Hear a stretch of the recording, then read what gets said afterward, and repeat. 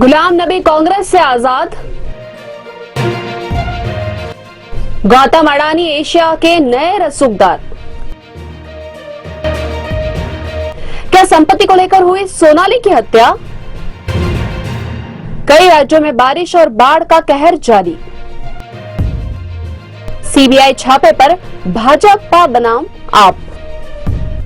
नमस्कार, मैं हूं रूपाली बर्वे और आप देख रहे हैं वेब दुनिया की खास पेशकश WD नाउ, जिसमें बात करेंगे सप्ताह भर की सुर्खियों की एक अलग अंदाज में।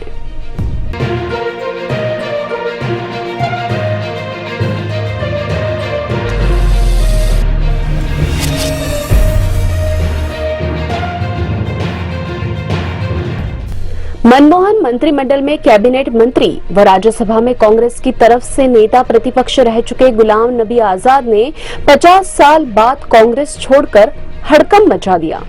अब वे जम्मू कश्मीर में एक नए दल का गठन करने जा रहे हैं। उन्होंने सोनिया गांधी को लिखे त्याग पत्र में राहुल गांधी पर गंभीर आरोप लगाए हैं।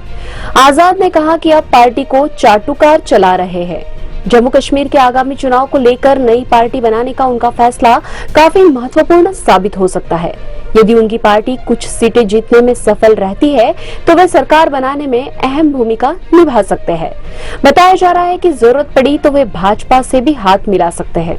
कांग्रेस नेता अधीर रंजन चौधरी ने कहा भी है कि प्रधानमंत्री नरेंद्र मोदी ने उनके लिए संसद में आंसू बहाए थे, तभी वह उनके चक्कर में फंस गए थे। हालांकि वे अपने मकसद में कितने सफल होंगे, ये आने वाला वक्त ही बताएगा। गौतम अडानी एशिया के नए रसूखदार के तौर पर उभर रहे हैं।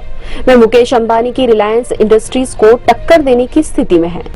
रिपोर्ट्स बताती है कि अडानी ने अपने फोकस्ड और परंपरागत सेक्टर्स के अलावा अब नए सेक्टर्स में दांव लगाना शुरू कर दिया है। 1980 के दशक में उन्होंने जिंस कारोबारी के रूप में काम शुरू किया था और बाद में खान, बंदरगाह, बिजली संयंत्र, हवाई अड्डा, डेटा सेंटर और रक्षा जैसे क्षेत्रों में आ गए। अब एनडीटीवी में अपनी हिस्सेदारी का दावा कर वे मीडिया सेक्टर में भी आ गए हैं। कहा जा रहा है कि मीडिया में यह उनका आखिरी दांव नहीं है। अडानी का साम्राज्य लगातार फैलता जा रहा है। हाल ही में समूह ने होलसीम की भारतीय इकाइयों पर 10.5 अरब डॉलर में अधिग्रहण कर सीमेंट क्षेत्र में कदम रखा है। ब्लूमबर्ग बिलियंस इंडेक्स के आंकड़ों के मुताबिक दुनिया में इस साल अडानी की दौलत में सबसे ज्यादा इजाफा हुआ है। अडानी भारत के सबसे अमीर व्यापारी बन चुके हैं। दरअसल दशकों से अडानी का कारोबार बंदरगाहों, कोयला खनन और शिपिंग जैसे क्षेत्रों पर केंद्रित था, लेकिन अब वे हर क्षेत्र में कदम रख रहे हैं। उन्होंने 34 साल पुराने मीडिया संस्थान एनडीटीवी में करीब 30% हिस्सेदारी खरीद ली है। गौतम अडानी ने एक अज्ञात कंपनी के जरिए एनडीटीवी में अपना हिस्सा खरीदा था। पेट्रोलियम सेक्टर में भी वह मौके की तलाश कर रहे हैं। मार्च में अडानी ग्रुप सऊदी अरब में संभावित पार्टनरों की खोज में था। ब्लूमबर्ग न्यूज के अनुसार ग्रुप अरामको में खरीदारी की संभावना तलाश रहा था।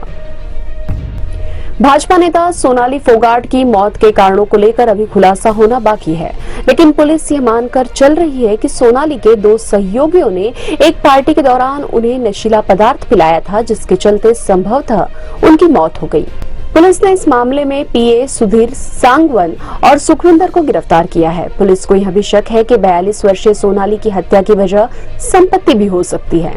गोवा पुलिस के आईजी बिश्नोई के मुताबिक आरोपियों ने पुलिस पूछताछ के दौरान उत्तरी गोवा में अंजुना के रेस्टोरेंट में फोगाट को जानबूझकर नशीला पदार्थ पिलाने की बात स्वीकार की है।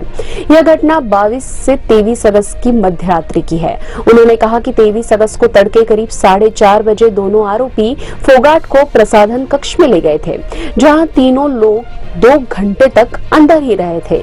बिश्नोई ने कहा कि हिरासत में पूछताछ के बाद ही यह पता चल पाएगा कि उन 2 घंटों के दौरान क्या हुआ था।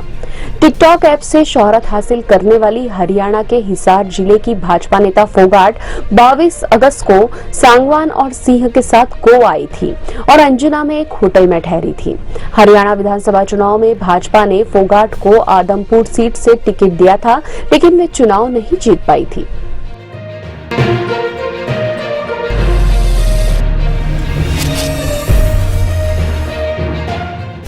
देश भर के कई राज्यों में भारी बारिश और बाढ़ से जनजीवन बेहाल है। पहाड़ी इलाकों में तबाही मचाने के बाद अब उफनती नदियां मैदानी इलाकों में कोहराम मचा रही है। यूपी में नदियों का रौद्र रूप दिखाई दे रहा है। गंगा यमुना नदी के किनारे बसे लोगों के आशियाने उजड़ रहे हैं। कई गांवों का संपर्क शहरों से टूट गया है। बाढ़ का सबसे ज्यादा असर संगम और उसके आसपास के इलाकों में देखने में आ रहा है। कई जगह सड़कों पर नावें चल रही है। वाराणसी, हमीरपुर, बांदा, औरैया आदि जिलों में बाढ़ के चलते हालात खराब है। दूसरी ओर राजस्थान के कई जिलों में बाढ़ की वजह से लोगों की मुसीबत बढ़ी हुई है। कोटा, उदयपुर और भरतपुर संभाग में बाढ़ की वजह से हालत ज्यादा खराब है। मध्य प्रदेश में भी कई जिलों में अभी भी नदी नाले उफान पर है। भिंड के आधा दर्जन गांव बाढ़ की चपेट में हैं। हालांकि कुछ जिलों में धूप निकलने से लोग राहत में हैं। वहीं भारत के पड़ोसी देश पाकिस्तान में बाढ़ से हालात बहुत ज्यादा बिगड़े हुए हैं। यहाँ भारी बारिश के कारण आई बाढ़ में अब तक सैकड़ों बच्चों समेत 1000 से ज्यादा लोगों की मौत हो गई। कम से कम 3 करोड़ लोग बेघर हो गए। देश में आपातकाल घोषित कर दिया गया है। पाक के जलवायु परिवर्तन मंत्री शेरी रहमान ने बताया कि लगातार हो रही भयावह बारिश के कारण राहत कार्यों को अंजाम देने में परेशानी आ रही है। दिल्ली के शराब घोटाले को लेकर डिप्टी सीएम मनीष सिसोदिया समेत कई अन्य ठिकानों पर छापेमारी के बाद आम आदमी पार्टी और केंद्र में सत्तारूढ़ भाजपा के बीच आरोप प्रत्यारोप का दौर शुरू हो गया है। सिसोदिया ने आरोप लगाया कि राज्य सरकारों को गिराने के लिए भाजपा ने केंद्र सरकार एक सीरियल किलर की तरह बर्ताव कर रही है। उनके खिलाफ सीबीआई की प्राथमिकी पूरी तरह फर्जी है। वहीं केजरीवाल ने नरेंद्र मोदी पर निशाना साधते हुए आरोप लगाया कि गुजरात विधानसभा चुनाव के कारण दिल्ली के मंत्रियों के खिलाफ जांच एजेंसियों द्वारा हाल ही में छापेमारी की गई है। उन्होंने कहा कि मणिपुर, गोवा, मध्य प्रदेश, बिहार, अरुणाचल प्रदेश, महाराष्ट्र में सरकारों को गिरा दिया गया। भाजपा अब तक 277 विधायकों को खरीद चुकी है। दूसरी ओर केंद्रीय मंत्री अनुराग ठाकुर ने आबकारी नीति को लेकर दिल्ली के केजरीवाल और सिसोदिया पर निशाना साधते हुए कहा कि आम आदमी पार्टी की बातों में भले ही किताब हो, लेकिन उनके कर्मों में शराब है। ठाकुर ने कहा कि शराब घोटाले से आपका चेहरा बेनकाब हुआ है और यह दर्शाता है कि वह ऊपर से नीचे तक भ्रष्टाचार में डूबी हुई है। अब खबरें संक्षेप में। केंद्रीय मंत्री नितिन गडकरी ने कहा कि माल ढुलाई के सभी माध्यमों के लिए एक लॉजिस्टिक कानून लाने की तैयारी कर रही है सरकार। भाजपा के निलंबित विधायक टी राजा सिंह फिर गिरफ्तार। इस बार पीडी एक्ट के तहत गिरफ्तार हुए हैं राजा सिंह। पैगंबर पर की थी विवादित टिप्पणी। अंडर 17 महिला विश्व कप की मेजबानी का रास्ता साफ। फीफा ने भारतीय फुटबॉल महासंघ का निलंबन हटाया। ये थी वेब दुनिया की खास पेशकश WD नाउ। अगले सप्ताह की सुर्खियों के साथ फिर हाजिर होंगे। धन्यवाद। वेब दुनिया की सभी से अपील है कि भीड़ भाड़ से बचें, मास्क पहने व सैनिटाइजर का इस्तेमाल करें। साथ ही सोशल डिस्टेंसिंग का पूरा पालन करें।